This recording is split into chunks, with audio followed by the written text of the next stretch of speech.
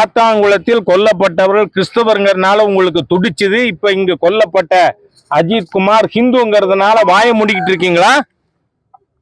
சரி, இவரை ஸ்டேஷன் கூட்டின்னு போனது யாரு?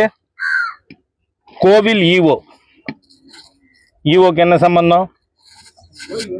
அவர் எதுக்கு அஜித் குமாரை கூட்டிக்கிட்டு போகணும்? அதோட மட்டுமல்ல, நான் போய் இப்போ அவங்க தாயார சகோதரனை எல்லாம் பார்த்து பேசினா பயத்தில் இருக்காங்க. இதில் திராவிட முன்னேற்ற கழகத்தின அவங்க காரில் ஏற்றி இருக்காங்க. What business DMK has got with this case?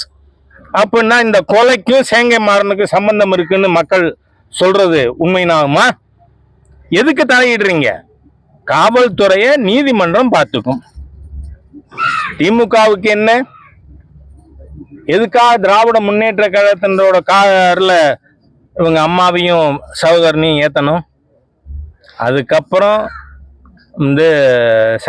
Sivaganga சட்டமன்ற உறுப்பினர், எங்கள் கட்சியை சேர்ந்த வழக்கறிஞர், அவங்கெல்லாம் போராட்டம் நடத்தி அதுக்கப்புறம் போலீஸ் வேனில் ஏற்றிருக்காங்க. அப்படின்னா திராவிட முன்னேற்ற கழகத்திற்கும் இந்த சம்பவத்திற்கும் தொடர்பு இருக்கா அப்படிங்கிற கேள்வி வருது.